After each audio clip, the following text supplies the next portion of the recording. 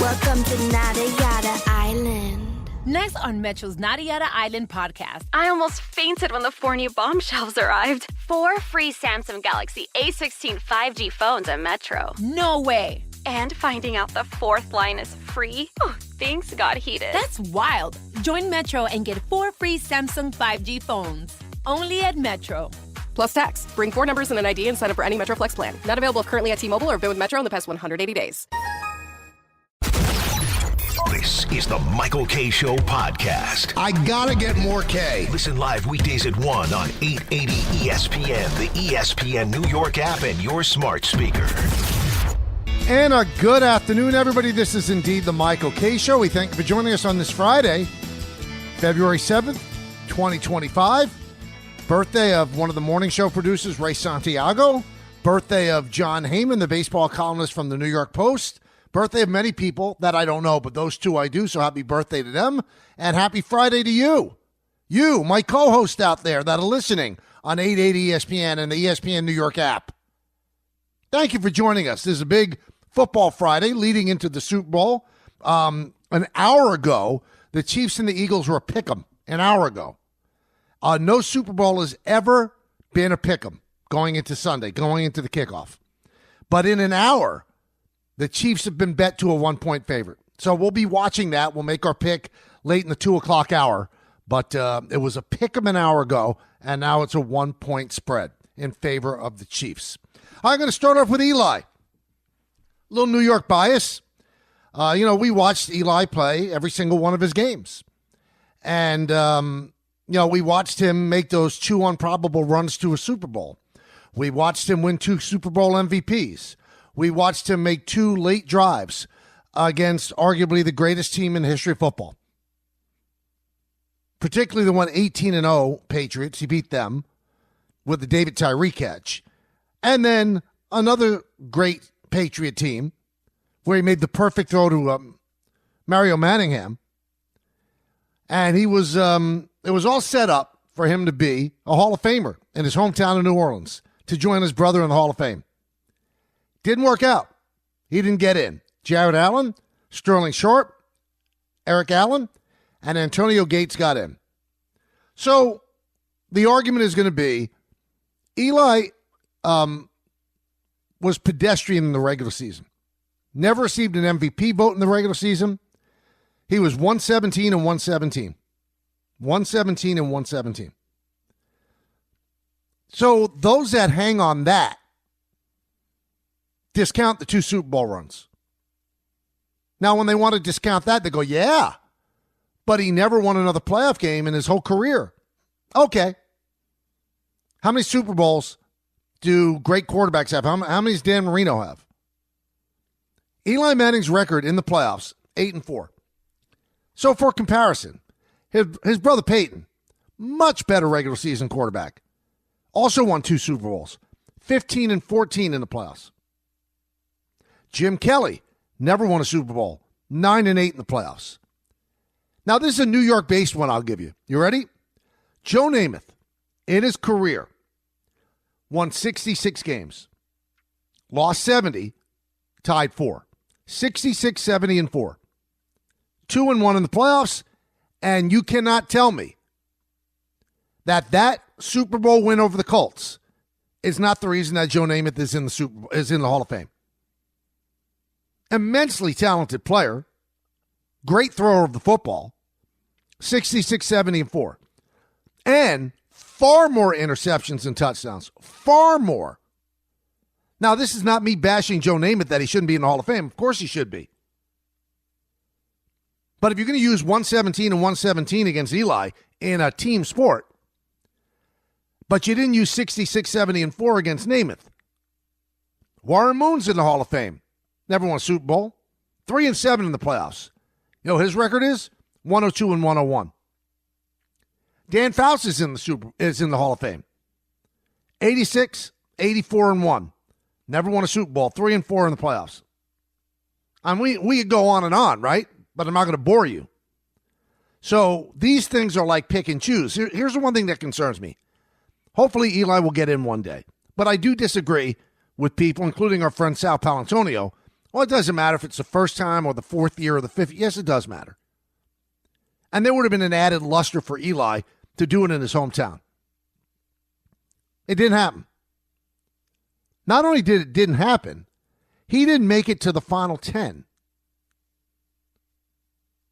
He did not make it to the final 10. Now, Luke Kuechly, Adam Vinatieri, Torrey Holt, and Willie Anderson made the cut to 7, so they will automatically be finalists. Those 4 will automatically be finalists next year. Manning did make it to the final 10, so he does not automatically become a finalist, so he has to start this whole thing over again. Next year, Drew Brees is going to be eligible. And if you look at the history of Hall of Fame voting, they usually don't put 2 quarterbacks in a row or 2 quarterbacks in the same class. Then the next year after that, Ben Roethlisberger and Phillip Rivers. Then Brady. Then a couple of years later, Aaron Rodgers. It could be a long time before Eli Manning gets in. A long time. Now, I gave you the regular season stats that don't jump out at you because 117 and 117. How about this? 57,023 yards playing in the Northeast, top 10. 366 touchdowns, top 10. Top 10 in NFL history. 210 career games played consecutively. An Ironman would have been more if not for the stupid decision to play Geno Smith. Ill-advised. You can't sniff at those. And you can get on a player if they didn't put good teams around him. He made the most of the best teams that he had. And you can't say he was a passenger on those teams. He led those drives that won those games against the Patriots. And forget about the Patriots. How about beating Favre and Rodgers in the freezing cold in Green Bay? How about getting battered and beaten in San Francisco? Kept getting up and winning that game. Those 4 wins each year were not insignificant. So don't just look at the Super Bowl wins against the Patriots. Look at the other wins that got them there. He was phenomenal in those. Phenomenal. Now, one other thing I don't like about the Football Hall of Fame, it's got a very skull and bones feel to it. Who are these 49 people? Why do they have their vote? Why do they keep their vote? Who chooses for them to get that vote? Why is it all done in the shadows? Why isn't there more transparency? Why isn't every football writer allowed to vote? Like in baseball. Why are these 49? And some of them are no longer active writers. One of them, a good friend of ours, Bob Gleyber, formerly of Newsday, not an active writer. He's the one who made the presentation for Eli. So he believed that Eli should be in. I'm not trying to lose Bob Gleyber's vote, but does Bob Gleyber keep his vote now for the rest of his life? Well, he was on with Barton Carlin, and Bob explained how he presented Eli to the other 48. The way it's done, the person from the market of the Hall of Fame representative from the market of the player generally gives a presentation. And it's a 5-minute speech, and you basically report it out. I mean, I looked at it as I'm writing a story and present that to the committee. And I basically, laid out the case for Eli Manning, obviously highlighted by the 2 Super Bowl MVP runs, and then talked about his career at large, the body of work that he produced. I thought I got some good stuff, got good testimonials, and I was very pleased with what I presented because I thought I hit the major concerns that voters might have and certainly the highlights of Eli Manning's career. It's not a straightforward case, and it's, you saw by the vote, and then you go from there. So it's a 5-minute presentation, and then we discuss it pro and con, and the debate was quite vigorous. All right, so let's ask Bob, what was Eli's biggest drawback in the debate? I was a little surprised at the breadth of the BREADTH. It was pretty vigorous and pretty intense. And I think a lot of it centered on first ballot, because generally when you have a first ballot Hall of Famer, you want that to be crystal clear, completely clean, no questions asked, say the guy's name, and you can drop the mic. Well, and that's not the case with Eli, because you've got to go into, there were some down years. There was a 500 record that people kind of harp on. And, I got to those, and I got to what I thought was the meat of Eli Manning's career, the body of work of Eli Manning's career is worthy of the Hall of Fame, period. I just believe that. Now, I gave you the line of players that are before him. So there are the four that just missed out that were part of the cut to the final seven. And so they're they're the finalists already next year. So Bob was asked, are there a line of players to get in before Eli? There's not a real formal line, but I think there's just this general consensus that, okay, now you got Drew Brees coming in. You can have two quarterbacks enter in the same class, but Drew Brees coming in next year maybe hurts Eli a little bit because his numbers are much better, and people will point to that. There's no formal line, okay, we're going to put Eli here, and he's behind so-and-so. It just doesn't work that way. Sometimes in a given year, things shake out differently. It's hard to say where Eli would be right now. I just don't know. It's going to take some time to play out. And finally, this skull and bones thing that I don't like, this is actually a new process. This is actually a new process this year. So Bob was asked how this process has changed from the one in the past. The thing that's different about this year's class and then future classes is the way that the rules have changed, and it makes it harder. Last year, you go from 15 finalists down to 10, okay? Then you go from 10 to 5, and you vote up or down for those 5. And generally speaking, you would get a 5-man modern-day class. Now, you go from 15 down to 10, and then you go from 10 to 7. Then you vote for 5. In order to get in, you need 80% of the votes. Pure mathematics suggests that it's hard to get 80% from the 7 down to 5. All right, so how ridiculous is that? What if there's a Hall of Fame class that's worthy to get in, and there's 8 guys that should get in? Why is it limited to 4 or 5? Why? I don't get it. And why is it so secretive, and how did these 49 people get selected? All right, so we know that they choose the Hall of Famer. Who chose them? Who chose them? How did they get selected? Why did they get this honor? I think our buddy Gary Myers is part of it as well. Sal Palantonio is part of it. How? How did they get selected? And do they keep it for life? Is it like a Supreme Court nomination? Why isn't every football writer allowed to vote? So you can make the case right now, Eli's going to wait a really, really, really long time. Hopefully he will get in, but you can't keep throwing 117 and 117 against him. Not when Joe Namath was under 500. Not when Warren Moon is 1 game over 500. Not when Dan Fouts is 2 games over 500. I'm sorry. You can't blame him for the bad teams the Giants put around him.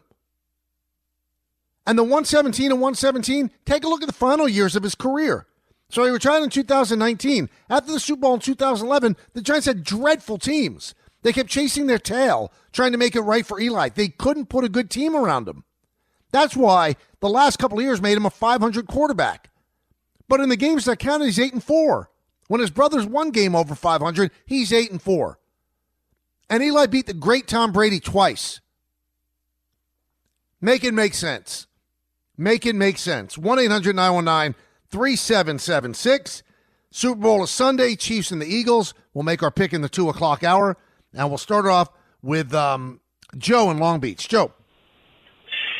Mike, it's like a glorified museum, and this whole skull and bones, that's exactly what I was going to say, because at the end of the day, who wants to go to this museum if you're not going to tell me the greatest history of all time of the NFL and the greatest game where the undefeated Patriots went for a record undefeated season and they lost to Eli, who they lost twice to? I mean, if you can't tell me that story of the NFL, I'm not interested in the other stories at all. Like you said, Joe Namath. He's in there because he guaranteed the game, right?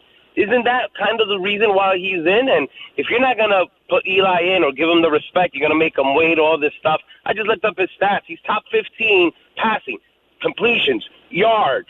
I mean, what else do you need? Wins is the only thing we're holding against him? Man, it's just a bunch of baloney. Well, one thing that I was pushed back with you, Joe, the story of that game is in the Hall of Fame. Just that's like when people say, well, the steroid guys aren't in the Baseball Hall of Fame. And they're part of the, it's a museum. Well, they're in the Hall of Fame. A-Rod's bat is in the Hall of Fame. The story of A-Rod's in the Hall of Fame. Barry Bonds, Roger Clemens, they're in the Hall of Fame. The final honor of getting a bust or in baseball's case, a plaque, that's the separator. So the story of those games are in the Hall of Fame. The story of the after Sunday, the 59 Super Bowls, they're in the Hall of Fame, each and every one of them. So it's a museum that covers that, but the final thing is the bust in the hall. And at this point, Eli's not getting it. Let's go to Hector in Queens. Hey, so I really don't understand the gripe. The guy is going to get in. I believe that first ballot is specifically made for those special kind of players. And Eli was never that kind of special player. He just wasn't.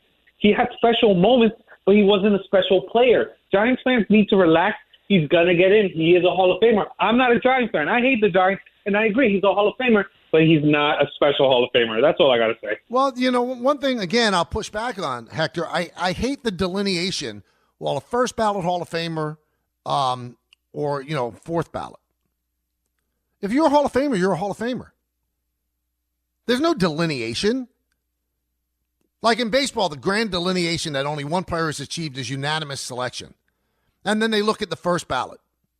Now, in baseball, you know, the writers say, well, you know, I've taken a deeper look into Billy Wagner, so in the 10th year I vote for him. I think that's ridiculous, too. I really do. I mean, I think it's the writers with self-flagellation. That's what it is.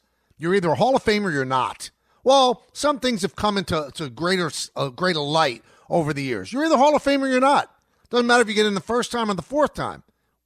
In baseball, it's because there's a limit of 10 votes that you have. So you can be kept off, and you have to play that little okey-doke game. That's stupid. And this one, where you cut it to 7, and you have to get 80% of the vote to get in, that's stupid too. If you're a Hall of Famer, you're a Hall of Famer. There shouldn't be this kabuki theater that keeps you out because of a numbers crunch. So Hector just said, well, Eli's going to get in. Then why not get in last night? Why not get in last night? I don't get it. Let's go to Joey in Staten Island. Joey.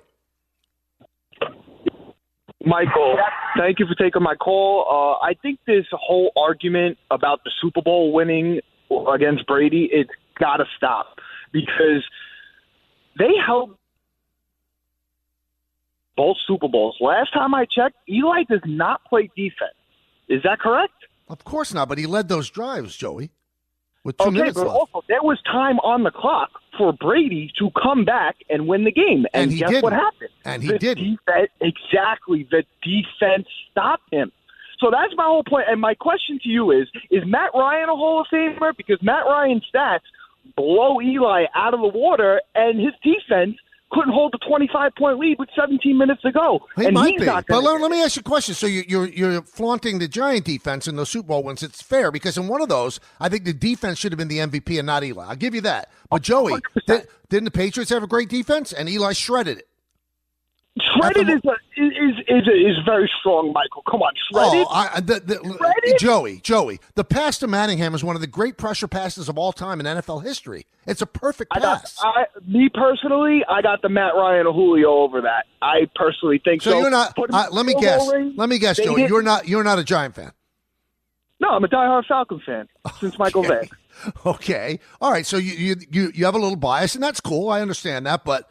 I mean, you're going to say the defense. Anytime you win a football game, it's a team effort. But if Eli doesn't, orchestrate that drive, they don't get in. They don't win those Super Bowls. Getting away from Richard Seymour and then making the Tyree pass. Now, Tyree obviously was a huge part of it. The Manningham pass was one of the great passes of all time. He was calm and collected. Easy Eli, they called him. I don't know, man. Again, you're going to credit the Giant defense, right? So why don't you credit or discredit the Giant organization for putting crappy teams around Eli while his regular season record is 500 at 117 and 117? But that's all on Eli. It's not on the fact that the rest of the team wasn't good. That's all on Eli. That they didn't have a good offensive line the last 4 years of his career. That's on Eli, but that's not on the Giant front office. Chris in Westchester. Hey, what's going on? Hey, Chris. Yeah, I don't like what I heard in regards to Eli Manning. Now, I'm a Giants fan, but the man does not belong in the Hall of Fame at all because, like the previous caller just said, the defense won those Super Bowls. They stopped Brady. Somebody should have gotten Super Bowl MVP for each of those Super Bowls. But again, the Patriots have a pretty great defense too, Chris, and he drove on them with 2 minutes left in each game. Now, he played his part, but he shouldn't have been a Super Bowl MVP, and he definitely doesn't belong in the Hall of Fame. But now, when we look at Joe Namath, I just looked up his individual accolades because that's what the Hall of Fame is all about. And Joe Namath, he was Super Bowl III champion, AFL champion, Super Bowl MVP. And you AFL know what? He should not have been the. If we're going to cut, if we're going to cut it down to size, Chris, he should not have been the MVP. He got the MVP because he was Joe Namath and he guaranteed the victory. He did not have a great game. Well, you can argue that with Eli Manning too. Well, no, you can only argue Eli with one. One of the games, the defense should have been. The other one, Eli was a legitimate MVP. No, well, both games played out the same. He shouldn't have won it at all. But check this out. Joe Namath was the AFL Rookie of the Year, first team All-AFL, second team All-Pro, 3 second team All-AFL, Pro Bowl, 4 AFL All-Star, passing yards leader, 2-time AFL passing yards leader, touchdowns leader, George Halas Award. Well, but I think he had 50 more interceptions than touchdowns. 50 more. But see, those are individual accolades to get you into the Hall of Fame because it's the Pro Football Hall of Fame, not the NFL Hall of Fame. But Eli Manning, his only accolades are 2-time Super Bowl champion and 2-time Super Bowl MVP. Chris, I'll tell you what. Listen, I love you for calling in. Listen, you are not a Giant fan. There's no way a Giant fan thinks like that. There's no way. I'm a realist. I'm not delusional. But there's no way you're a Giant fan. There's no way because all you're doing is highlighting the negativity of Eli, and that's fine if you feel like that. But when you tell me you're a Giant fan, I'm telling you are lying to me, my friend. You're not a Giant fan. There's no way. That's why you're laughing. There's no way a Giant fan. Even if you don't think Eli should be first ballot or maybe it's like sketchy, there's no way a Giant fan would be that stringent and say that he doesn't belong in the Hall of Fame. You're lying. You're lying. Listen, I'm a BSer, so I could tell a BSer. You're BSing me. You're BSing everybody who's listening to the show. You start off with you're a Giant fan. You're not. There's no way you're a Giant fan. There's absolutely no way. Now, I'm not saying that there are Giant fans that all sign off on Eli being a Hall of Famer. No way. You're a Jet fan. That's why you were singing the praises of Joe Namath. And I don't want this to be a referendum on Joe Namath not belonging. He does, because that was a seismic moment in the history of the league. I get it. And they were vast underdogs. And they beat a Colts team where they were supposed to lose. And you know what? The Giants were amazing underdogs to the Patriots when the Patriots were 18-0, and they beat them. And that was a seismic game in NFL history as well. You ain't a Giant fan. Don't lie to me, Chris. Please. Please, don't BS a BSer. You know what? I'm going to ask Steve Young. Steve Young's in the Hall of Fame, and he's going to join us in just a moment. So stay tuned for that. Super Bowl 59 is your chance to hit the jackpot on FanDuel, America's #1 sportsbook.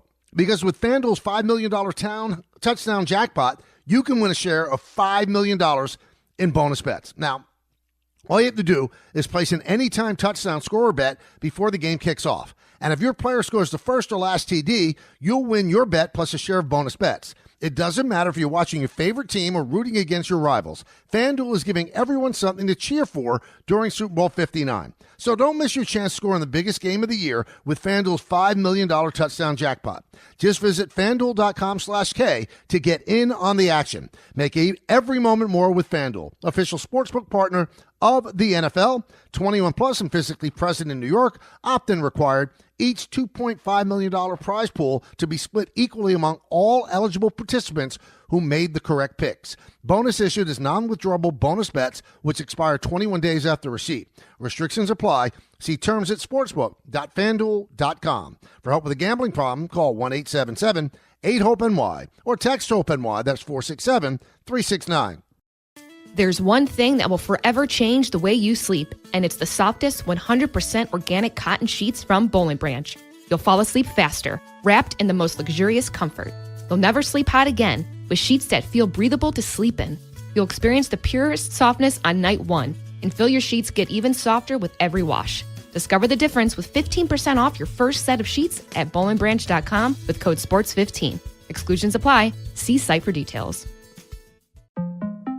TaxAct knows filing your taxes can be complicated, and that's why we have live experts to help you with any questions. They can hold your hand through the process beginning to end. Metaphorically, of course. I mean, they can't actually hold your hand in person. I suppose you could hold your computer mouse while you chat with the expert about capital gains or whatever, which is sort of like holding hands. Sorry, point is, our tax experts can make filing easier. TaxAct. Let's get them over with. My dad works in B2B marketing. He came by my school for career day and said he was a big ROAS man. Then he told everyone how much he loved calculating his return on ad spend.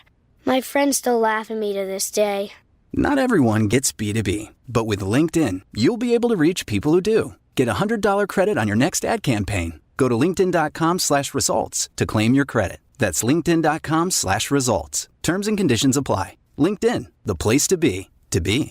Thanks for listening to the Michael K. Show podcast. He's been here a long time, and he's going to be here even longer. Catch the show on demand whenever you want. Just subscribe to us wherever you get your podcasts. Welcome back to the Michael K. Show, Big Football Friday. We started the show talking about Eli not making the Hall of Fame and, trying to read the tea leaves. You might not make it for a while, but our next guest is in the Hall of Fame, and that is the great Steve Young, and he joins us now. Steve, how you doing? Michael, how are you, buddy? Good. What did you think of Eli not making it? What do you think about the case for Eli to be in? Well, to me, can the history of the game be written without you? And you can't write it without Eli. So I guess it's just the anxieties and fears around how you get in and how you vote and the way they vote. And you know how they vote, Michael, with that last vote. It can be blind. You'll never know. Mm-hmm. It's always a risk, and it's always a struggle, and it's always, that's why I guess getting there is such a big deal. I guess in some ways it keeps it, keeps that kind of elite feeling that, and I know it means a lot to Eli too, because of what he's done, and people can say, oh, you shouldn't be in, you should be in. Look, get the votes and get the people, and I got to believe over time Eli will get in. What did it mean to you? Because I always say that the Hall of Fame means that you're part of forever. I mean, this planet could be spinning for another 600 years, and you're going to be in the Hall of Fame. What did it mean to you? Yeah, I think I remember the moment they announced it, I thought about playing high school football in Greenwich, Connecticut. Like I went back to when I was a little kid, and I think that's the whole thing. It takes everything about your journey and just kind of keeps it. Mm-hmm. It's good forever. And I think that's anyone who has a sacrifice in their life, and everyone sacrifices, Michael. I'm not saying every human being. And if you could bottle up all that sacrifice and kind of put it into a place where people could remember it forever is really what that is all about. And that's why it's so amazing. Did you get emotional? Oh yeah. Yeah, absolutely. And what did it mean to your family? Well, it's funny. It's just a stamp on all the, look, you become one of the better people. It's like any other expertise. You could be a neurosurgeon. You could be a rocket scientist. It doesn't matter what it is. You build expertise and you're world renowned at something. The thing about football is you're only going to do it for a brief time, and then you're out. And I think that's why it also becomes like you can have these lifetime achievements and things that you do over your whole life. You have a very narrow window to kind of do it, and then you're out. And the next day after you've retired and it's all over, you're not good at you're not great at anything for sure anymore, and you're not even good at anything anymore. And it's a brutal place to be, like a bag of broken bones at the bottom of the cliff. And then there's this thing that can happen that says, oh, don't worry, you're going to be remembered for all of the things that you did, for this expertise, this thing you have. So go on with your bad self the rest of your life.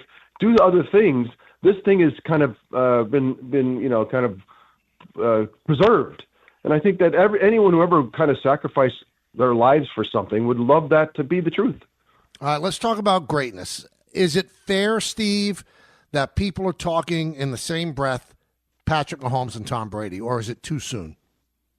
Why? How could it be too soon? If he wins his 4 already, he's not 30, and he's done it with such ease in some ways, right? And hasn't lost. I mean, he has lost. You're right. He's be 5-4-1. But I think that's just the way that life is. Football is about Super Bowls, and that's how you decide who's the greatest. And you can have all kinds of fights, all kinds of different categories to try to figure out the algorithm for who's the greatest. It really comes down to championships. And so when you have 4 this quickly, if that happens on Sunday, now he's with Terry Bradshaw, now he's with Joe Montana. He's not even 30 years old, and he's got 7 in his sights, which I'm sure Tom, when he retires, like, there will never, and I said it myself, there will never be anybody ever who can get close to this. Never. And then, bam, here we are. So who's more important in that relationship? Because we had this with, and you always get angry at this question, Belichick or Brady. Reid and Mahomes, do they need each other, or could Mahomes have been great with anybody? No, it is about the people. This season, even the last championship game really defined that for me, because you could see where the Bills ran out of plays. They ran out of innovation. They ran out of things to do that they weren't prepared for, the key moments. The coaching staff just ran out, but Andy never runs out. Always has innovation in his pocket, has his guys ready for it, and has those moments when there's like a key big breaking moment. Now, Patrick has to do a lot of it on his own, and a lot of it is Andy with stuff in his pocket and the way that he prepares everybody and the way he reinvents himself. There's a vulnerability to Andy Reid. I'm not the greatest. I am somebody that needs to continue to learn. I'm going to take in from all the other inputs I see around the league to see if I come up with some good ideas. I'm not afraid to borrow from other people and to see other cool stuff and to build on it. And he's the same way about his assistants. That's why his coaching tree is so abundant. It's because he has the same things as his assistants. Take everything I have. It's yours. Go be great. And you'll sharpen my saw back as you guys compete against me. And that's why I think Andy Reid and Patrick Mahomes have to be together. But that's the truth for any kind of greatness in football, because it's a lot of people. You need lots of help. To be a great quarterback, every great quarterback has tons of help. And so that context for like who's more important is kind of goofy. All right, so we talked with Sal Paolantonio earlier in the week, and Andy's considered one of the greatest coaches of all time now. And and Sal said it wasn't always that, because when he took the Eagles to the Super Bowl, he was thoroughly outcoached and overmatched. Do you agree that he's gotten better over the years? Way better. That's my point, is that he continues to reinvent himself. What's that? 1 second. Yes. Sorry about that. It's my wife. All right. Yes, that's my point I just made. He is somebody that is constantly saying how good can I get? What can I learn? My mistakes from before. I don't want to repeat them. That's why he's so tough in championship football today, because everybody else is making their mistakes and learning from them that he's already learned from them. And he's not somebody that's going to make a ton. He's going to figure out what's next. That's why I say you get into these moments. Think about the championship game against the Bills. There's key moments where they had to have plays, and they always have them. They always pick them up. I remember when the back came out of the backfield for that sealed the game. It's like, where did that play come from? Because Andy's got 10 of them in his pocket. He prepares the team. He goes back and kind of searches for ways to do things more with innovation. He doesn't want to just, it's 4th and 1 in the Super Bowl against the 49ers. What do I got? I got Patrick on the run. I got all kinds of stuff that's going to put pressure on defenses, easier for the offense, and he's gotten better and better and better. And so in that way, he's a great example, and that you bring it up perfectly for the Eagles times. Like, no, he was not the coach that he was going to become. But because of the way he looks at him, how he thinks about it, he's going to be somebody that's going to keep getting better and better. And I think that's why his teams, why do they win every close game? Because they're sitting there. Yeah, talking go to ahead. Hall of Famer Michael. Steve Young here on the Michael K. Show. So Steve, let's look at the game on Sunday. Which way are you leaning? Who do you like in this one? I'm look, to me, defensive mindsets are scarcity. They're like they want to screw stuff up. They want to And I'm not old school. I don't want to be old school. The Eagles are coming in a little bit old school in my mind. They want to run the football and play great defense. And that's not. I don't believe that you can win Super Bowls that way. Here they are going to prove me wrong. But I don't believe that they can, in the biggest moments, the expansiveness of their game is going to win it out. And so I think that's why the Chiefs, their defense is better than they've been in previous Super Bowls. They're coming with more help than in the past. And I think their offense, which has been middling at times this season, has gotten better and better and better. So I just, in the end, obviously, great game. The Eagles could run them out of the building like they did the Commanders. I think it's possible, but I think it's doubtful. And I think that you hang around with the Chiefs, you're going to get beat. All right, so let me throw this at you. I mean, Jalen Hurts is not a bad quarterback. Can they just okey-doke the Chiefs and throw a lot? I think the Chiefs want that to happen. I think that's what they're going to try to force. And yes, Jalen can do that. He's done it before. I'm not going to say it's something, but I think the odds are tougher. And I don't think that the Eagles' passing game it doesn't lead. For years, the 49ers passing game was led, and then this running game came in behind it. That is not what the Eagles do. The Eagles are running the football down your throat. That's what leads. And there's some play action, there's some RPOs, there's some deep threats that come out of that. But I don't believe if they can't run the football and Jalen Hurts is going to just throw it around for 4 quarters and beat the Chiefs, I don't see that one. So can Spagnuolo put a defense together to stop Barkley? Because if you look at the great running backs they faced, none of them have gotten 100 yards this year. I know, and I think that's why it really is interesting to me to watch if they can make the Eagles struggle in the running game. Then to me that's exactly where they want it to be, and if they could force that, but they're going to have to expose. Look, Jalen will have his opportunities. Devontae's going to be there's going to be people wide open running down the field. And if they can hit them and slice it up, they can make a game of it. But I think that's why I say if they can run the football, they can run them out of the building. If they can't run the football, then it's going to be a toss-up ball game the whole way. Now, playoff Mahomes runs a lot more than regular season Mahomes. So how do the Eagles stop him from rolling out? Because that's when he gets really, really dangerous. That's the game. That's the sophistication of Patrick's game today. And Andy knows that as well. Like, we are going to run. I'm going to call cool plays. And Patrick, you run them and get the most out of them that you can. But in championship football, always defer to making a play because you have such a limited kind of. It happens so quickly. In a couple of bad drives, you're out of it. You're out. And so that's why when he's going to run more because it puts that much more pressure on the defense. And it's how the game is today. There's too many free first downs, free touchdowns out there for quarterbacks' legs that you've got to go get. And that's why Jalen Hurts, he has to. Tell me that, if the Eagles win, he's got to run for 70 yards. He's going to have to put a touchdown up with his legs and some key first downs for them to be able to get it all the way done. All right, so you're an incredible observer of the sport and the way it's changed over the years. If they win on Sunday, does it exceed anything that you ever expected that a team could win 3 in a row? We were right there, and it was amazing. We were playing the Giants for the championship game at home with the lead and got beat. And so we've tasted it. We were close, and it was unbelievable. It's something that you just can't believe can happen, and especially in today's NFL when it's even more competitive. It's hard to stay on top. It's hard to hold the team together. You throw it together every summer, and then you go win it. So if the Chiefs can win 3 in a row in today's game, that is something just that they're there, you have to tip your cap to. But it's like it would be obviously the first time it's ever happened. And, that's where you talk about the greatest teams that ever lived and the teams ever in the history of the game. It's all out there right now for a win on Sunday. All right, final thing. Do you buy into this, the officials favor the Chiefs, or is it the Chiefs are so good that they're going to get 50-50 calls like Michael Jordan did and like Greg Maddux did? Do you think there's some conspiracy? I think it's hard. I know I have people, I have dear friends, family members that come to me like, Steve, do you not see this? They're gaming it.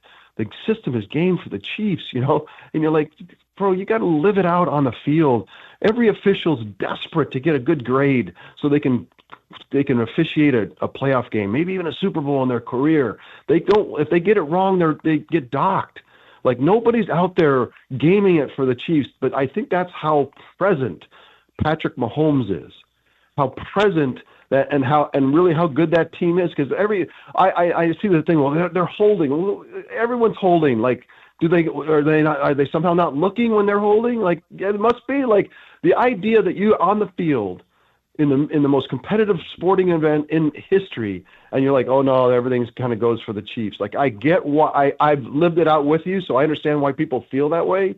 But I really do believe exactly what you said, because they're so good and they're so present in the moment that they lure people into trouble. Patrick does that. He did it last week against the Bills, and he's like running around, waiting, hold on, and then he goes downfield, and then he ducks right at the last second, and the two Bills players like ram each other, and he gets the call, right? Because it looks so violent. But if you look at it closely, Patrick doesn't actually get hit. It's the two Bills are ram each other. Was it the Texas game? I can't remember it so fast, but it was like he lured him in, and he's that present of mind, and I think that's what he's the kid down the street, Michael, who's like tells you to there's a hole, let's jump in, like dive in, it'll be fine, it's great, and it's all good. Like he lures you into trouble all the time, and he's an amazing player. Well, you're great. I know you're busy. Thanks for giving us some time, Steve. Enjoy the game on Sunday. Michael, anytime. Love right, it. Be good. Buddy. That's Steve Young, so interesting stuff from him. Hey, Game Time, brought to you by Tullamore Dew Irish Whiskey, because when it's game time, it's Tully time. At 7 p.m., Rangers host the Penguins at Madison Square Garden. Pre-game coverage begins at 6:30 right here on 880 ESPN. 7:30, Nets host the Heat at the Barclays Center. And 8 p.m., the Islanders are in Winnipeg to play the Jets. Tullamore Dew, the original triple distilled, triple blended, triple cask matured Irish whiskey. Be sure to grab a Tullamore Dew or try the new Tullamore Dew Honey during today's action. Glasses up to enjoying Tullamore Dew responsibly. Now, when we come back, more of your phone calls. Also, I'm going to give you proof why there are other hosts of radio shows on this station and other stations pedestrian, really. And then there are hosts that are playing 3D chess that can tell you exactly what's going to happen months in advance. Who are those hosts that are playing 3D chess? Stick around and find out. That's coming up next on the K Show. Hey, it's Michael K. I love when I get to talk about PC, Richard & Son. This has been my go-to store for years now. They're local, they're family-owned, and they truly care about their customers. And you know how I love to support our local businesses. I really do. And you should too. During their President's Day sale, save big on appliances from all the top brands, up to 40% off. In fact, the more you buy, the more you save, with up to $1,000 in additional savings on qualifying appliances. So do what I do and get to PC, Richard & Son today.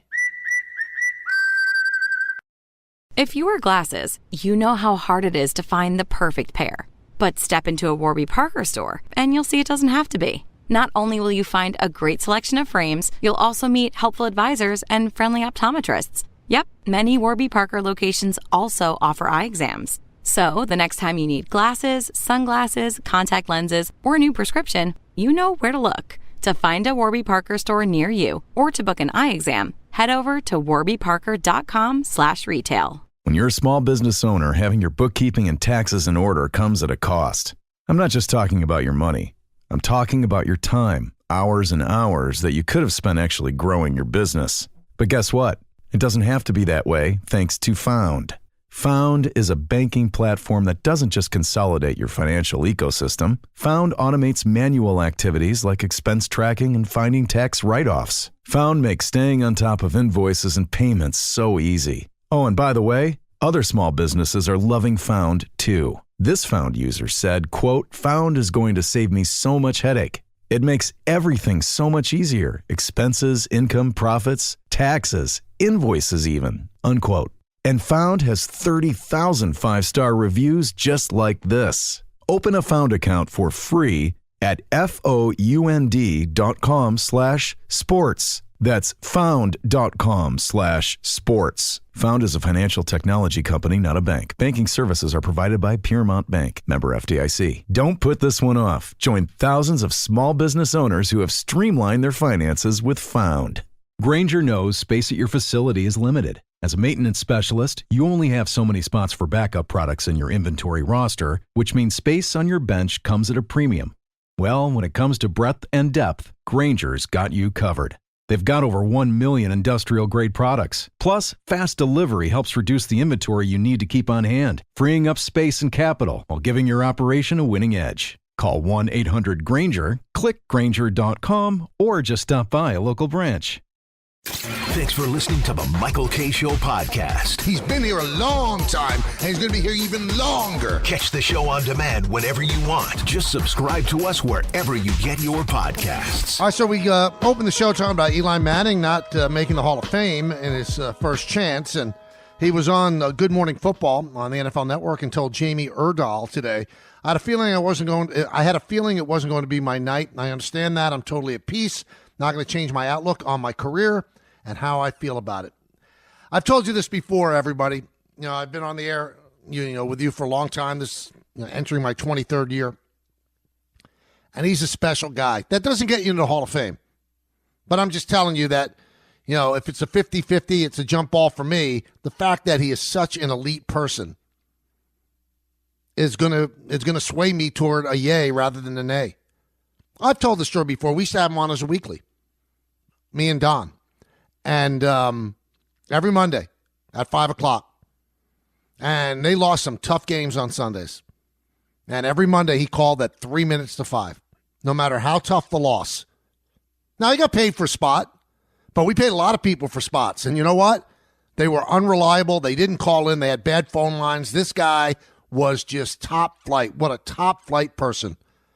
And it would have been wonderful for him while his parents are still around in his hometown of New Orleans to get in. But it didn't happen. It didn't happen. I told you about, there are some sports talk radio hosts that play 3D chess. And you listen, I'm humble. You've listened to me a long time. And I just want to say I'm one of the people playing 3D chess.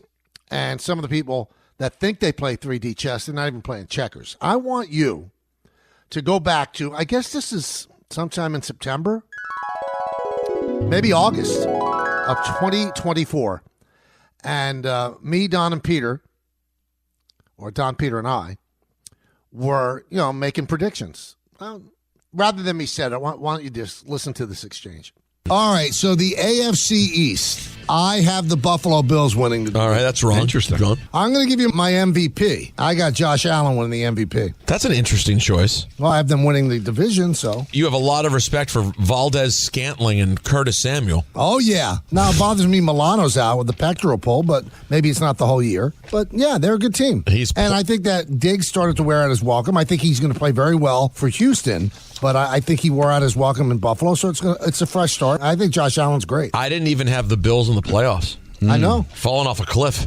But you have the Commanders in there. Very different conference. Your entire Bills take is moronic. You are going to fall so on your face. They are 1,000% taking a step back. They are offensively so depleted. No one even thought they'd be where they were last year. The story is over. It's time to rebuild. I won't be surprised if this is the last year with the coach. It's going to be the end of Buffalo this year. Good night and good luck. The city or just the city team? Will survive. Okay. The wing, the anchor bar, and all that will be just fine. But they're going to have a whole full regrouping around Josh Allen next offseason. Yeah.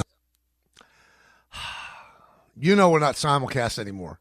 So let me describe what's happening. I have the biggest grin on my face right now because I love to see Peter with just huge amounts of egg on his face. Your take on Josh Allen and the Bills is moronic. Their time is over. He won the MVP yesterday. Now, you could argue it should have been Lamar or whatever. It should have been Saquon. He won. And the Bills won the division. And the Bills were a couple of plays away from going to the Super Bowl. Peter, listeners, just listen to me, please. It's the smart way to go. It's the smart play. It's the easy play. It's the only play. I'm giving you facts. I had a lot of takes yesterday on the Pete Alonso signing by the Mets, and I thought I'd give you a nuanced take. I wasn't ripping. I said it's an extreme overpay. So good for Pete that he got 30, but the Mets won with the 1 year aspect of it. And I said the Mets are, second highest payroll in baseball, and they're not even close to a sure thing to make the playoffs. And boy, Met fans, I'm sorry, I know a lot of you listen to the show, and I love you for it. You're such babies about stuff. I've never heard a more moronic take in my life. Just because I don't agree with you doesn't mean it's moronic. And let's go back to what Peter said. The Bills and Josh Allen, that's the most moronic take you've ever made. I was right on both of them. So before you throw the word moronic around, take a gander in the mirror. Maybe you're the moron. Maybe I'm the one who knows what I'm talking about. But this is a lesson to be learned, everybody, and throughout society as well. Just because one doesn't agree with you doesn't mean that one's a moron or that their take is moronic. Met fans are very combative. They really are. If you say anything negative about them, and I complimented them too. And I took, some strong shots at the Yankees, but you hear what you want to hear, and right away, what a moron. I've never then call in. Defend your outrageous take of me being a moron. Don't hide behind the anonymity of X. You know the number, 1-800-919-3776. I give every caller respect and time to make your moronic take. So if you think I'm a moron, prove it. Debate me. Don't do 140 or 280 characters. That doesn't make you a tough guy where you could flex in front of the keyboard. Call up and tell me why I'm a moron. And then I'll show you why you are. Goodness. Can't we all get along? Can't we all get along? Josh Allen. Buffalo Bills, right on both. Peter said in the most moronic take of all time, they were going to break down everything. The coach was going to be fired. Oh, goodness. Goodness. Time for me to flex. Come out to see Don Hahn and Rosenberg live this afternoon starting at 3 p.m. from the Tap Room in Rockville Center, Long Island, for a special countdown to kickoff broadcast to get you ready for the big game. We're bringing the big game experience to you at the Tap Room, steps away from the LIRR station in Rockville Center. It's brought to you by Tullamore Dew Irish Whiskey, Sloman Security, and Security Dodge. Shop 24/7 at securitydodge.com during their President's Day sales event. 1-800-919-3776. Eli not in the hall. We'll make our picks in the Super Bowl. So much to do. A lot of baseball stories percolating as well. I don't know if we can do it all in an hour, but we will. Coming up next right here on 880 ESPN. Thanks for listening to the Michael K. Show podcast. You know what? Check yourself. Hear more from Michael K. weekdays at 1 on 880 ESPN. Suck it up and like it. The ESPN New York app and your smart speakers. I don't just stand on business. I live it. 24/7. Because you don't become a young entrepreneur by staying stagnant. Whether I'm chasing deals, networking, or taking calls from behind the wheel of my Toyota Crown, I'm always in motion. You may think launching a successful startup is enough to be satisfied, but me, I'm just getting started. It's a new day at Toyota, led by a new generation of drivers. And we want you to know one thing. You can't stop my drive. Toyota, let's go places.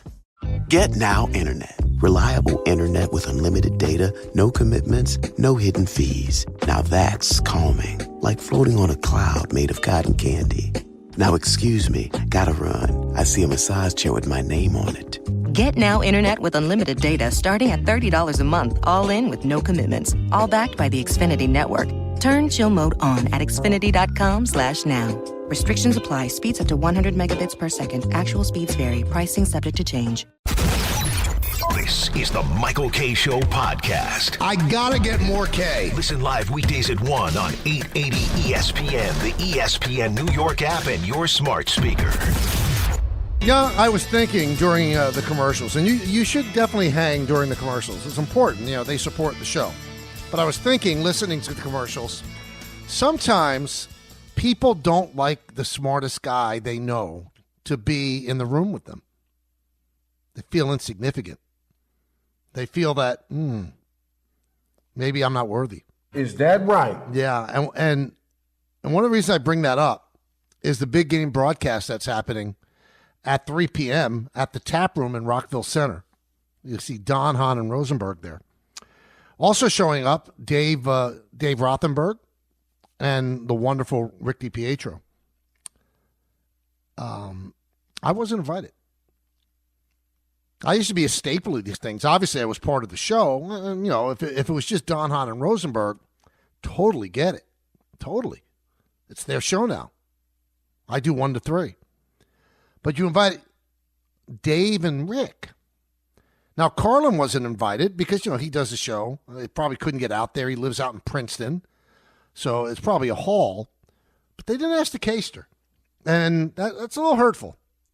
I think you should all make of that what you will. If you want to run with it, please run with it.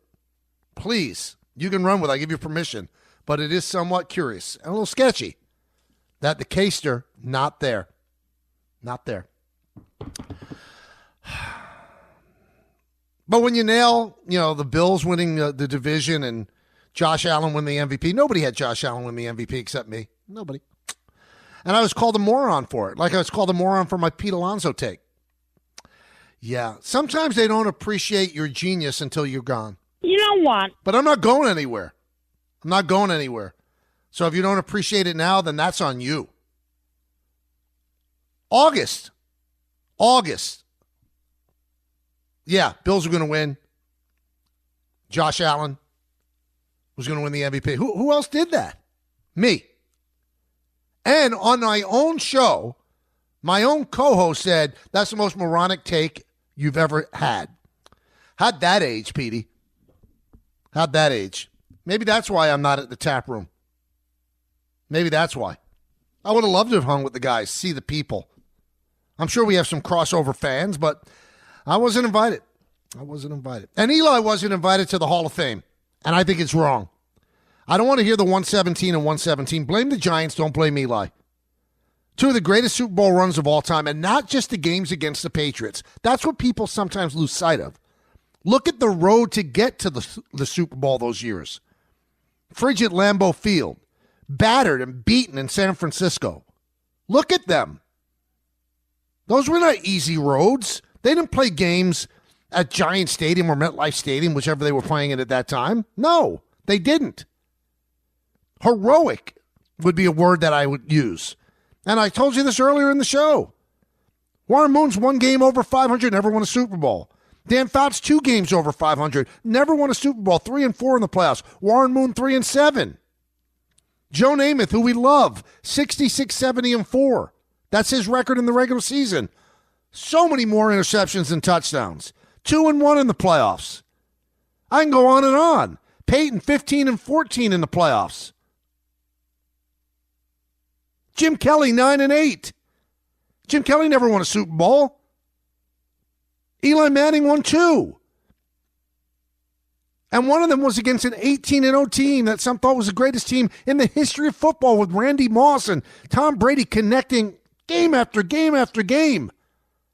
Heavy underdogs. Don and I sat in that stadium and watched it. But he doesn't make it. And he doesn't make it because the whole thing is a skull and bones presentation. 49 people in the shadows, operating in the shadows. Who are those 49 people? We know who they are. Why were they chosen? And do they have jobs for life like a Supreme Court justice? Who's the Clarence Thomas of the bunch? Who's the Sotomayor of the bunch? It's crazy. Why doesn't every football writer have a vote? Like in baseball. So you put these people in place, and some of them, I guess, are anti-New York or whatever the case may be. And the way this comes down, where they now narrow it to 7, and then of the 7, they vote, and you have to get 80%. So it's going to be hard to get 5 people in. This time there were 4 people in. Next year, Drew Brees is on the ballot. The year after that, Roethlisberger's on the ballot, and Phillip Rivers. And then Brady. And then eventually Rodgers. Eli's going to wait a long time. He didn't even make the top 10. Ridiculous. It's absolutely ridiculous. And we told you what Bob Gleyber said. He's the one who made the presentation. A lot of pushback on Eli because of the record. First of all, he's at 500 for his career because in the last 4 years of his career, the Giants stunk. They couldn't put a good team around him. It wasn't because of Eli Manning. 210 consecutive games. He's top 10 in yards. He's top 10 in TDs. So when you're 117 and 117, it's on the quarterback. But when you win 2 Super Bowls, it's on the team. If he didn't have a great defense, he wouldn't have won. Well, maybe if he had a better defense or better offensive line, he wouldn't be 117 and 117. It has to be more transparent. The voters have, why don't the vote? I mean, we're ripping the voters that didn't vote for Ichiro and didn't vote for Jeter, right? Those 2 people. or if it's the same person. Why don't the 49 people come out and explain themselves? Show your work. Show your work. Why didn't you vote for Eli Manning? What did he not have that was not Hall of Fame worthy? And I hate the argument. I really do. Oh, I mean, if he gets in on the 9th try or the 8th, really?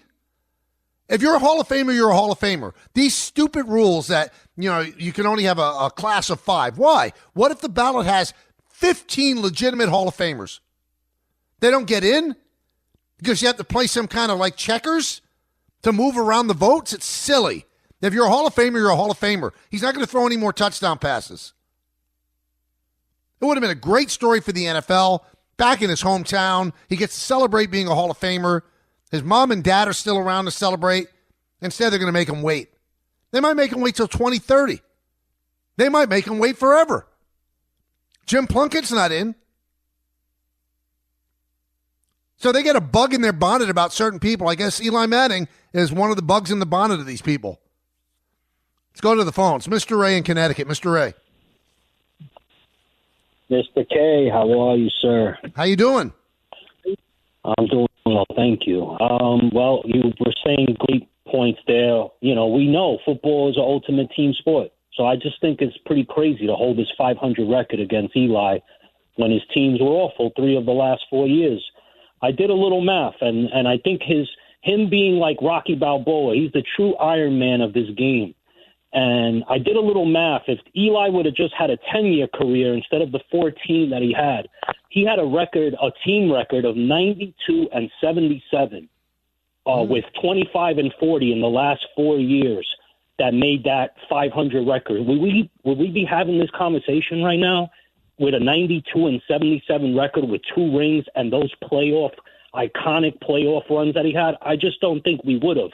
Do we discredit Brady with his first 2 Super Bowl wins? Because that wasn't him. That was the defense and Vinatieri's leg that won those games for New England. And we don't, right? We call him the GOAT. He won his 7 rings. And like I said, I just think it's a travesty that this man is not in Canton. What do you think? You know what, Mr. Ray? Great phone call. You're always welcome to call back. You made your points beautifully. You researched it, obviously. And it's funny, the last 4 years, they were terrible. Was Eli Manning terrible? Did he have a deterioration of skills? Or did they have a deterioration of talent? Let's go to Jordan in Florida. Jordan. Hey, Michael. It's a pleasure to talk to you. Loved you on the old show, so happy to talk to you here. Oh, thank you. I grew up in Jersey, big Giants fan, watched Eli's whole career. I didn't expect him to get in last night, but, I've been listening to people that I respect, like Schefter and other players on the other networks, and they all say the same thing. Can the story of football be told without this player? And you literally cannot tell the story without him.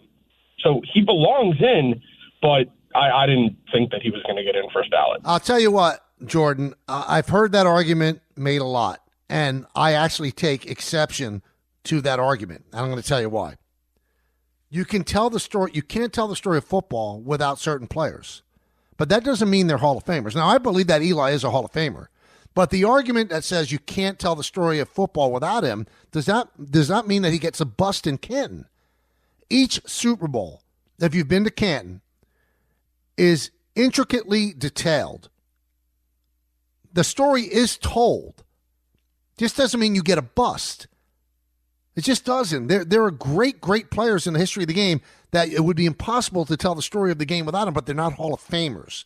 So I don't think that that's a legitimate argument for Eli. There are other great arguments for Eli, but the old, you can't tell the story, and I get that in baseball a lot with the steroid guys and with Pete Rose. You can't tell the story of baseball without Pete Rose. Well, we're not telling the story of baseball without Pete Rose.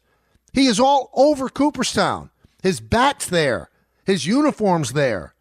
His record of hits is noted over and over and over again throughout Cooperstown. So that's a bad argument.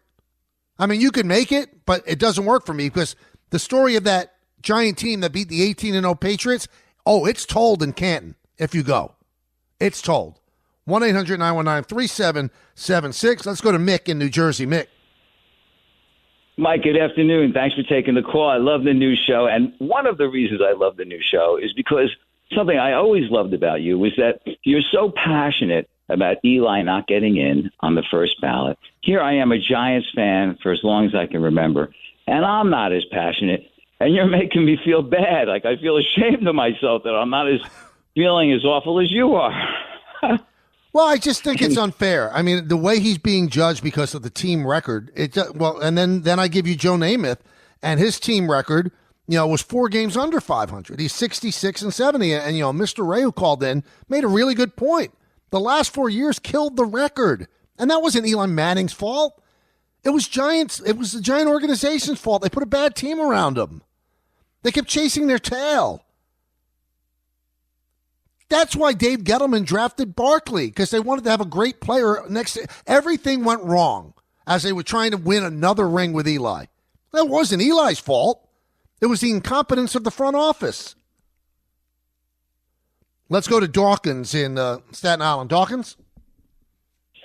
Hey, what's up, Michael? How you doing? I just wanted to give a little pushback on Eli. I know Eli's a great quarterback and everything, but the guy led the league 3 times in interceptions. He got benched by Ben McAdoo because he was trying to save his job. And, he's not in the same class as Brady, Peyton Manning, and these other guys. These guys weren't getting benched for Geno Smith at that, So, wait, Dawkins, 1 second. I'll let you finish. But he was not benched because of ineptitude. They wanted to make that transition to get away from Eli, so he's going to end up retiring. So they went to Geno Smith. It was such a bad move by Ben McAdoo. He lost his job, Dawkins. It wasn't because Eli Manning was a bad quarterback. It was a heavy-handed way to make a transition away from a beloved quarterback. That's all it was. It wasn't, well, Eli stinks. And if Eli wasn't up to the level that he used to be, it's because his team wasn't. He didn't have great players around him.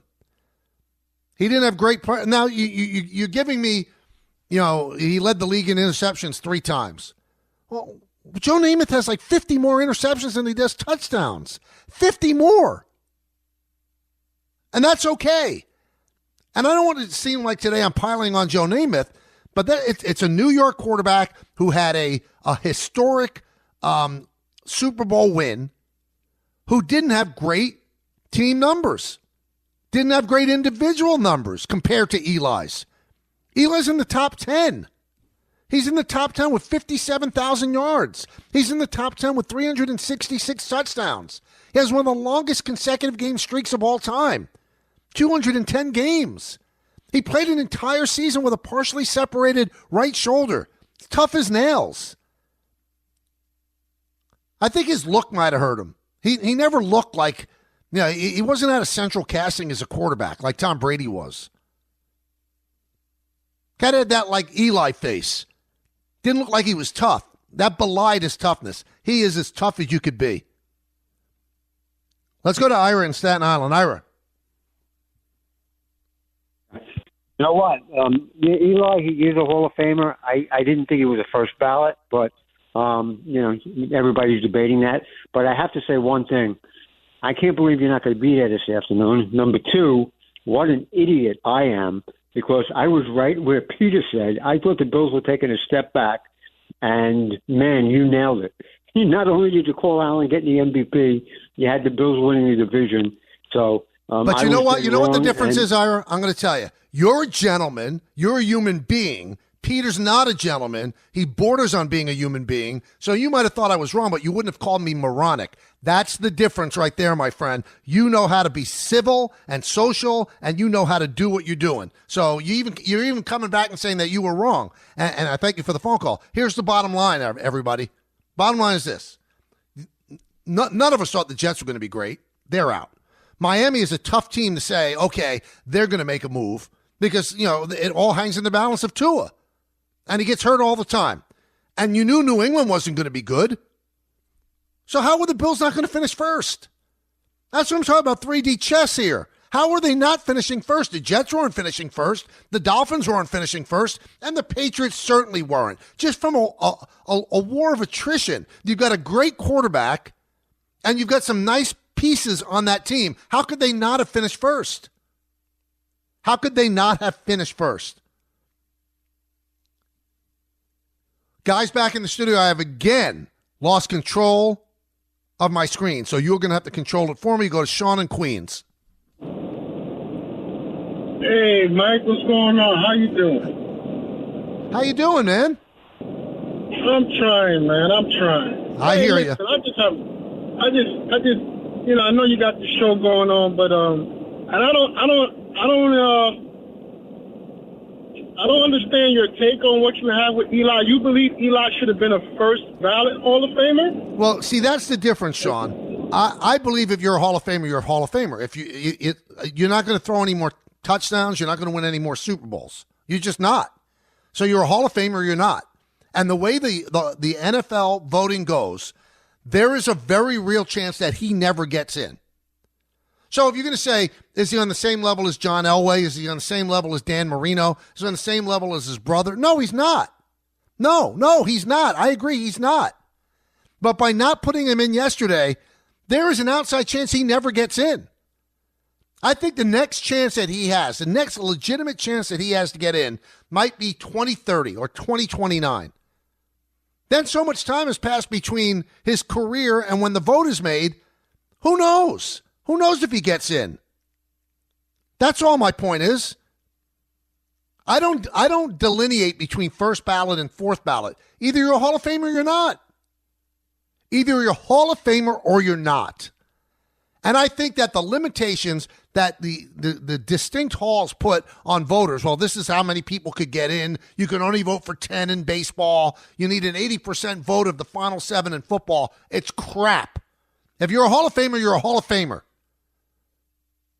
Those artificial guardrails that you put up can cost people their chance of immortality. I think it's wrong. Dan in Kenilworth. Dan. Michael, how is everything? Good, Dan. How you doing, man?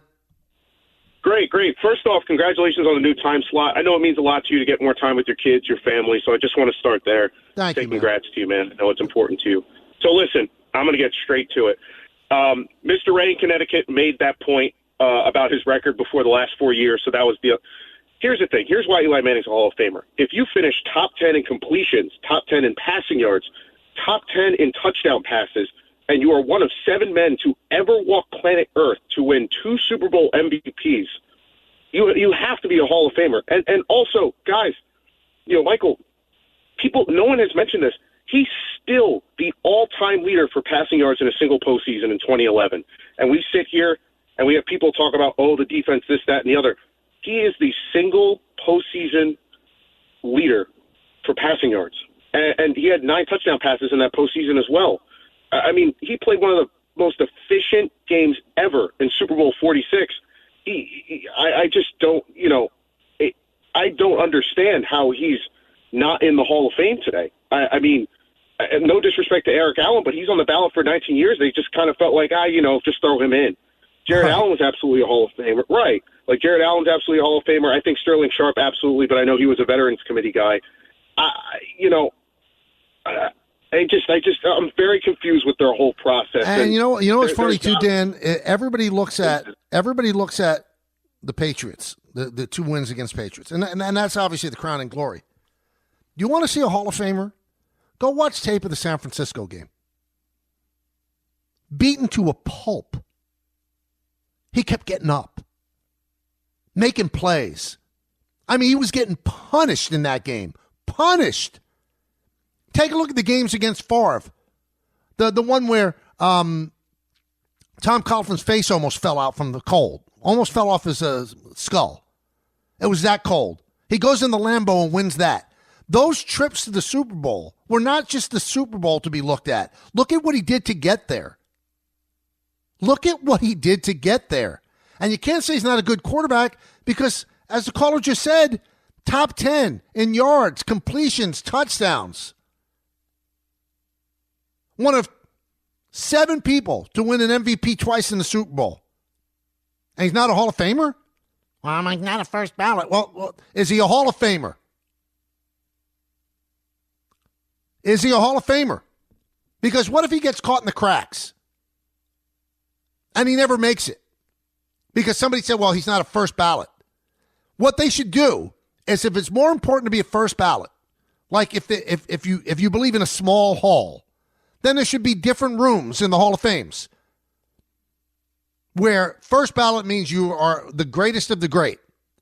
But we don't have that delineation. It's just, are you one of the greatest to ever play the game? Eli Manning is. So he's a Hall of Famer. So why not in the first ballot? Why? Don't get it. Make it make sense. We'll come back, some baseball as well, and then I'll make my pick on the Super Bowl. It's all coming up right here on the K Show, 880 ESPN. My dad works in B2B marketing. He came by my school for career day and said he was a big ROAS man. Then he told everyone how much he loved calculating his return on ad spend. My friends still laugh at me to this day. Not everyone gets B2B, but with LinkedIn, you'll be able to reach people who do. Get a $100 credit on your next ad campaign. Go to linkedin.com/results to claim your credit. That's linkedin.com/results. Terms and conditions apply. LinkedIn, the place to be, to be. Grainger knows space at your facility is limited. As a maintenance specialist, you only have so many spots for backup products in your inventory roster, which means space on your bench comes at a premium. Well, when it comes to breadth and depth, Grainger's got you covered. They've got over 1 million industrial-grade products. Plus, fast delivery helps reduce the inventory you need to keep on hand, freeing up space and capital while giving your operation a winning edge. Call 1-800-GRAINGER, click Grainger.com, or just stop by a local branch. TaxAct knows filing taxes can be confusing, so we have live experts on hand who can help answer any questions you may have. Questions like, can I claim my SUV as my home office if I answer work emails in my car? If I adopted 12 dogs this year, can I list them as dependents? And, am I doing this right, or am I doing this very, very wrong?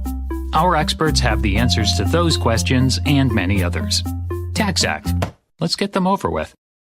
Thanks for listening to the Michael K. Show podcast. He's been here a long time, and he's going to be here even longer. Catch the show on demand whenever you want. Just subscribe to us wherever you get your podcasts. This is Hit and Run.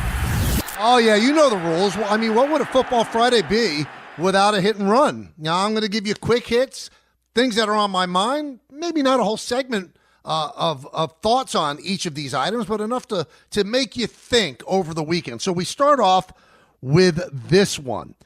The group of people that burglarized the home of Joe Burrow are morons, because after they burglarized home, all of his gaudy jewelry and the diamonds and the money and stuff like that, they then proceed to put it on social media, which leads law enforcement to actually find out who they are. I mean, if you make the score, you break into the guy's home, you steal all of his valuables, you just go your way, don't brag about it, and cash in. I mean, that's how real thieves work. They don't want any kind of glory. That's what got Henry Hill in the end. Bottom line is, you just take it and run, cash out. Instead, they want to have the fame on social media. They're actually wearing his jewelry, showing the $100 bills that they took out of his house. And you know what? They got caught. Real geniuses. Real geniuses. John Denton is a writer who covers the St. Louis Cardinals.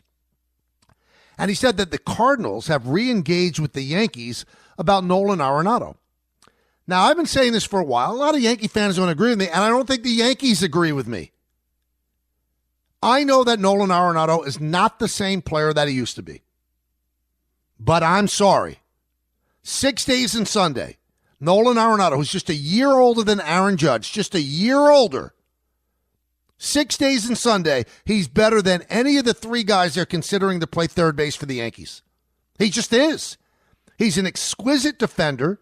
I know he has 3 years left on his contract at pretty decent money. The Cardinals are desperate to get rid of him, and they're going to have to eat money. They know that. So here's the deal, everybody. You trade Marcus Stroman and his $18 million to the Cardinals. That defrays $18 million of the money owed to Arenado. And then you take care of the other 2 years where the Cardinals eat some of that money. That's all there is to it. Nice and easy. He's better than DJ LeMahieu. He's better than Oswaldo Cabrera.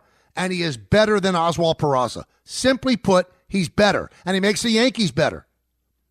Is this deal going to get done? I don't think the Yankees feel about him the way I feel about him. Again, they see the drop in the metrics. I understand. You mean to tell me, let's all be honest here, let's all be adults. You mean to tell me that Arenado would not outperform DJ LeMahieu? And that's another way to think.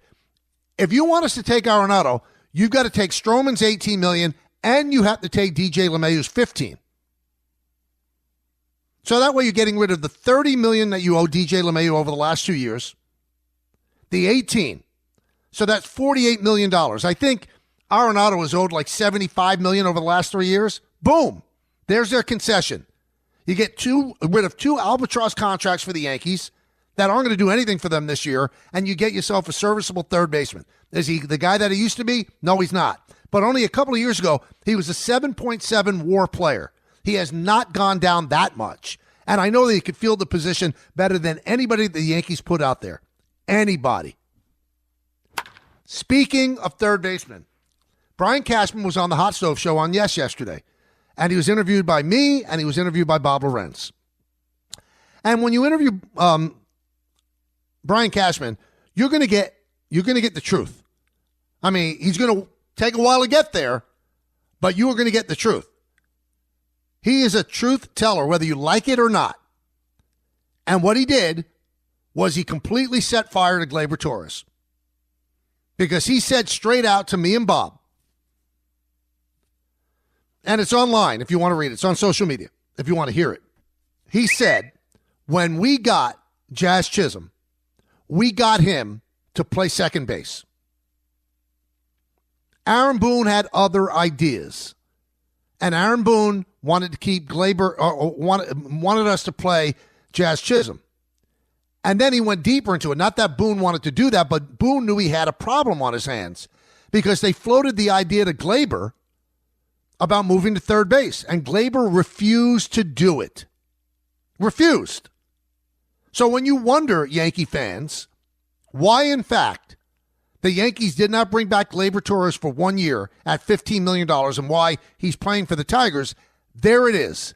They don't think he's a great second baseman. They would rather have had him at third.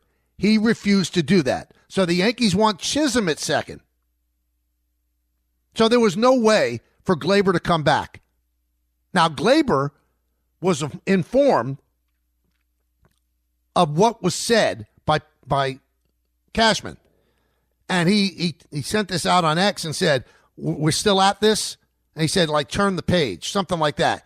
So Gleyber's upset, but what's he upset at? If he said he didn't want to make the switch, he didn't want to make the switch. Now, I'm going to defend Gleyber for a second. Gleyber is going into the final year of his contract. You think he wants to play third base? He couldn't play short. He had trouble making the throw from short. You think he wants to play third? So I understand. But then the flip side is, well, you're supposed to do what your team wants you to do. It worked out. They kept Gleyber at second base. He ended up being a great leadoff hitter for them. But, his defense did hurt them. He was not a good second baseman, and the Tigers are going to find that out. But very honest takes by Brian Cashman, and he kind of threw Gleyber under the bus. That Gleyber didn't want to make the switch. So right now, Jazz Chisholm's at third, or he's at second, and third base is up for grabs.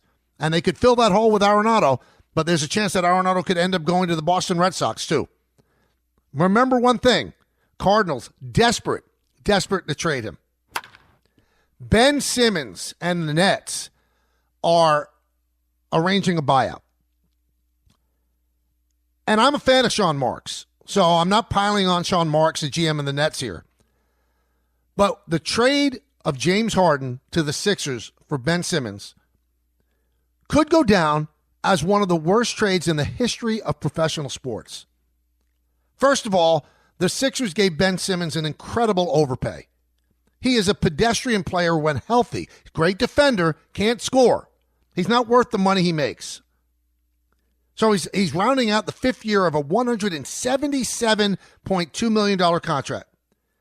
So 297 possible games he could have played for the Nets. 297 in the time that he came over for Harden. He missed 207 of them. Listen, I can't criticize a person for being hurt But he was always hurt. And he was hurt with the Sixers. How could you ever have made that deal? I don't care if James Harden wanted to be traded. You should have traded James Harden for the best deal that you could make, not where he wanted to end up in Philadelphia. Now, they did do that with Kevin Durant.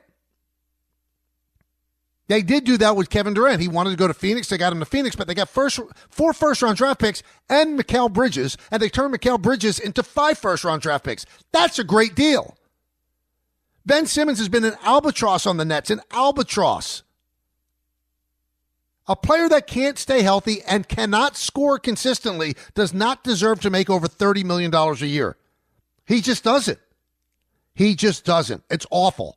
An awful, awful deal. Shame on them for that. One more thing. If you want to watch a great show, a thought-provoking show, a show that will make you think for hours after you watch it, you go to Hulu and you watch Paradise. It's incredible. Sterling K. Brown is the star. Anything he's in, he makes better. They're 4 episodes in, so you can't watch it all at once unless you wait another 4 weeks. There's going to be 8 episodes in all. And it looks like there's going to be a second season.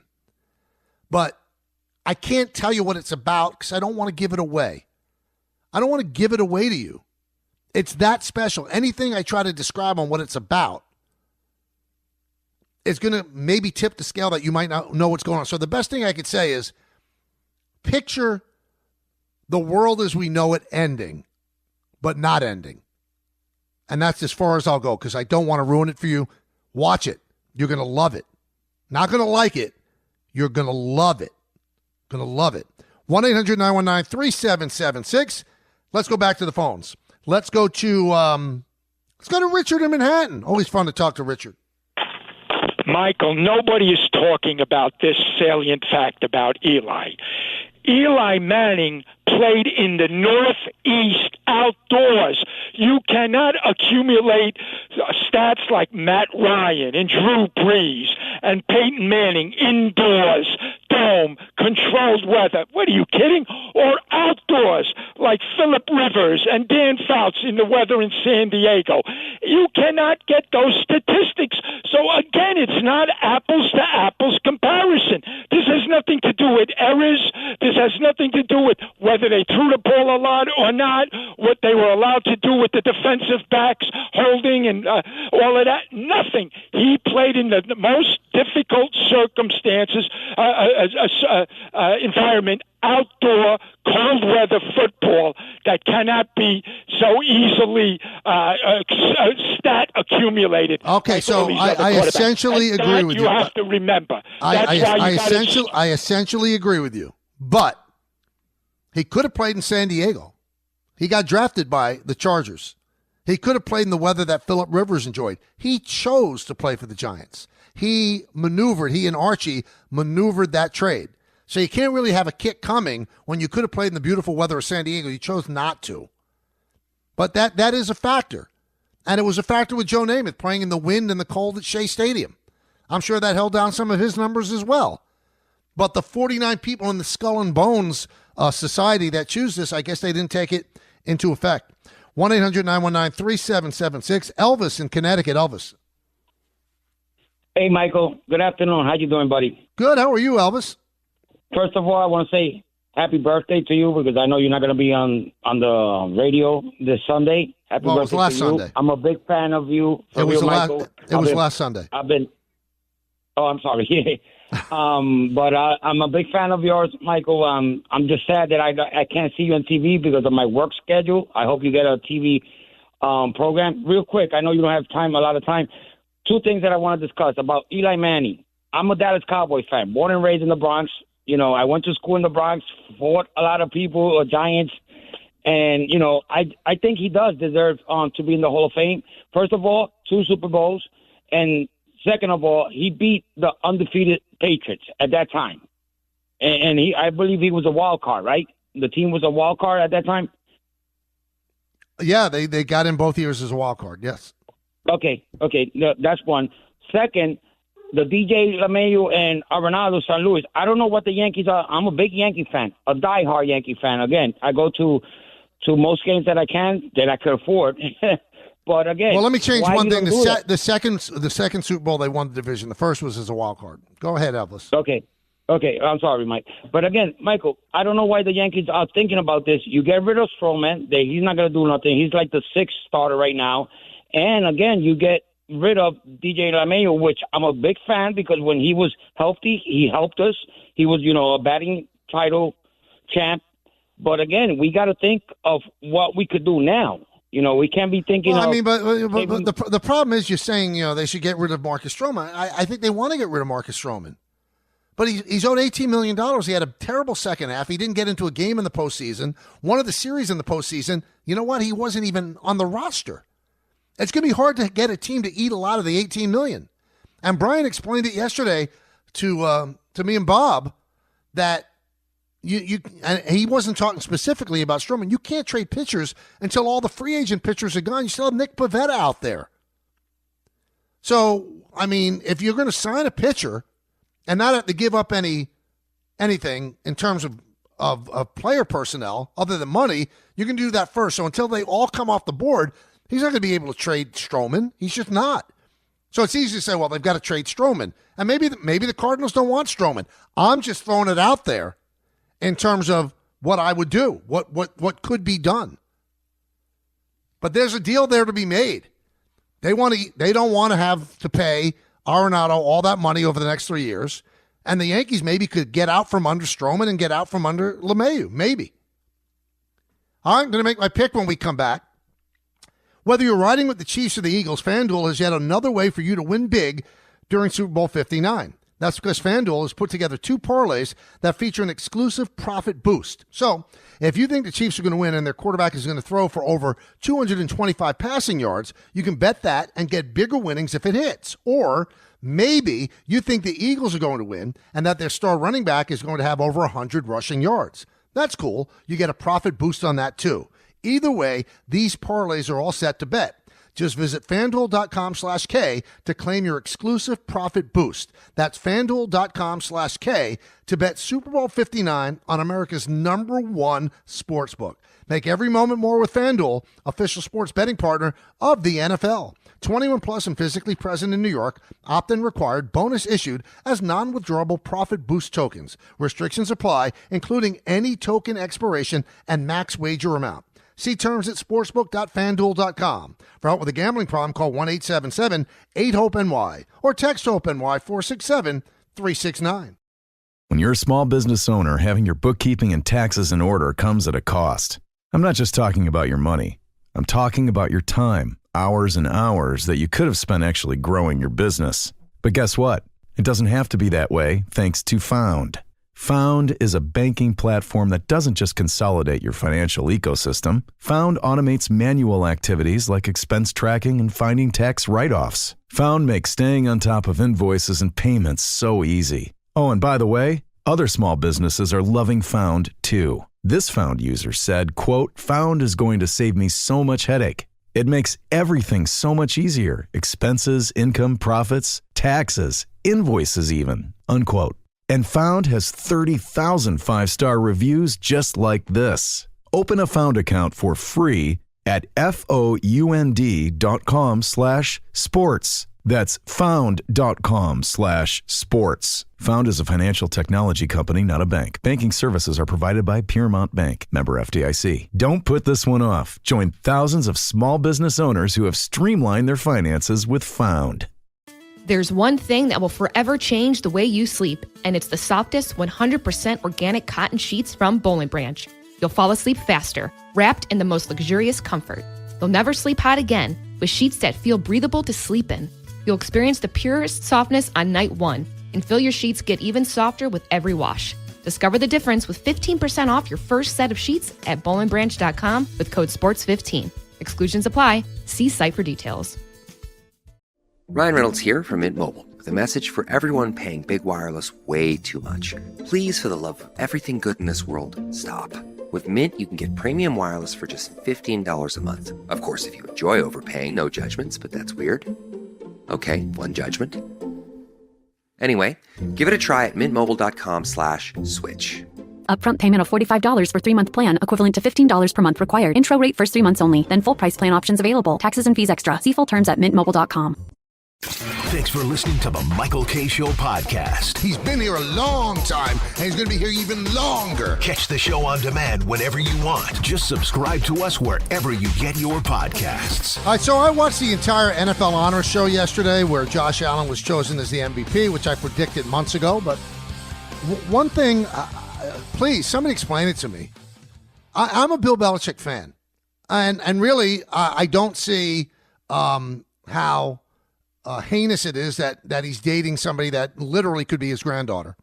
If she's fine with it and he's fine with it, what's the big deal? Everybody should be happy. But a couple of things. Why would he wear like 7 Super Bowl rings? Is that like a major flex to tell NFL owners how much a mistake they made that he's not coaching the NFL, he's coaching at UNC?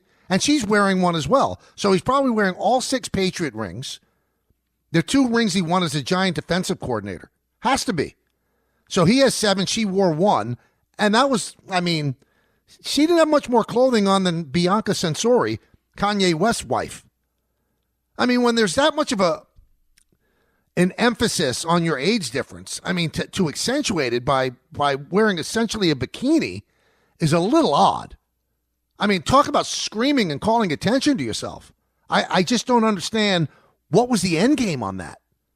It looked uncomfortable. I remember once I was walking outside Madison Square Garden, and Tony La Russa had gone to a Knick game. And I was walking with Mike Brownshire, who's from St. Louis and works at our station. He's our imaging guy. And, like, he couldn't believe it was Tony La Russa. And La Russa stopped and said hello. And La Russa was wearing 3 World Series rings. Now, these rings are so huge. I thought to myself, who would ever wear that? I mean, most players I see never wear their World Series ring. He was wearing 3 on one hand. So Bill Belichick said, hold my beer yesterday, and wore 7. It looked odd. What was he trying to prove? I don't get it. And then Snoop Dogg, I mean, had a monologue yesterday. It completely destroyed everybody. And said, I've been an NFL fan for a long time, and he went through this and this. He said, I was an NFL fan. I was an NFL fan before Bill Belichick's girlfriend was born. Wow. So the whole thing was set up for cringe, and it came out as cringe. Wearing 7 Super Bowl rings is cringe. Having your 24-year-old girlfriend when you're 72 barely wear clothes, that was cringe as well. I have no problem with him dating her. I know that Don and Peter and I used to always debate on this. Whatever makes you happy. As long as she's cool with it and he's cool with it, go for it. But to scream out for the attention that the rings got and her dress got, a little bit odd. All right, so an hour before the show started, the Kansas City Chiefs and the Eagles were pick'em. Then at 1 o'clock when the show started, it was the Chiefs as a 1-point favorite. And in the almost 2 hours that the show's been on, it's gone back to pick'em. So this is wildly fluctuating. You don't see odds fluctuate that much hour to hour as big money's coming in on the Chiefs, and big money is coming in on the Eagles. So right now as we speak, it's a pick'em. And as I said at the beginning of the show, never in the history of the other previous 58 Super Bowls has the line at kickoff been a pick'em. Never. That's how closely matched Vegas thinks and the bettors think that these two teams are. So here's my selection. Everything in my fiber tells me don't you dare pick against the Chiefs. They know how to win. 17 straight wins of 1-score games. That's a team that has winning in its DNA. It's an art. That's why they get calls, too, by the way. Not because of anything, the fix being in, because they know how to win. They've been there. They've done that. They have a great coach. They have an otherworldly quarterback. Their players have been there at the Super Bowl. They know what they're doing. They know how to win close games. But I'm going to go up against every fiber that I have in my soul, and I'm going to pick the Eagles. I think they have something special going on. I think their defense with Fangio is going to try and keep Mahomes contained. Fangio, as a coach and as a coordinator, is 0-8 lifetime against Mahomes. I think that finally breaks on Sunday. I think the Eagles squeak by with a victory. I think that Hurts is going to throw more than people expect him to, and I don't believe that Saquon Barkley's going to have a big game because I think that Spagnuolo is going to sell out to stop the run, and they're going to dare Hurts and Brown to beat them and Goddard, and I think that they could beat them. I'm rooting for the Chiefs, but I think the Eagles are going to win by just a little bit. I'm looking forward to the game. How could you not? I'm not one of these people with Chiefs fatigue. If they win and they win 3 Super Bowls in a row, I'm going to be very happy that I'm alive to see history. I'm alive to see something that great. But then, if the Eagles beat a great team like the Chiefs and knock them off, that's also something to celebrate, that you got a chance to see that. So there's so many things in the Super Bowl. I'm taking the Eagles. I think Hurts is going to have a big game. I think Hurts is going to be the MVP. And I think finally the Chiefs will be solved. Coming up, Don Hahn and Rosenberg. They're in Long Island. I wasn't invited. You'll see Rick DiPietro there. You're going to see Dave Rothenberg there. It's going to be a great, great show. I hope you enjoy it. Tell me what it's like, again, because I wasn't invited. But that's coming up in moments. In the words of Billy Joel, life is a series of hellos and goodbyes. I'm afraid it's time for goodbye again. See everybody. Have a great weekend. Enjoy the Super Bowl, and we will talk to you Monday at 1. Thanks for listening to the Michael K. Show podcast. You know what? Check yourself. Hear more from Michael K. weekdays at 1 on 880 ESPN. Suck it up and like it. The ESPN New York app and your smart speakers. In case you didn't know, these young men are driven, quite remarkable, magnificent, and unmistakable. These are the prodigies, the savants, the ones we've been waiting for. And they are not asking for you to pass the baton. They are methodically planning the perfect moment to take it. A new generation of Toyota drivers are here, and they want you to know one thing. You can't stop my drive.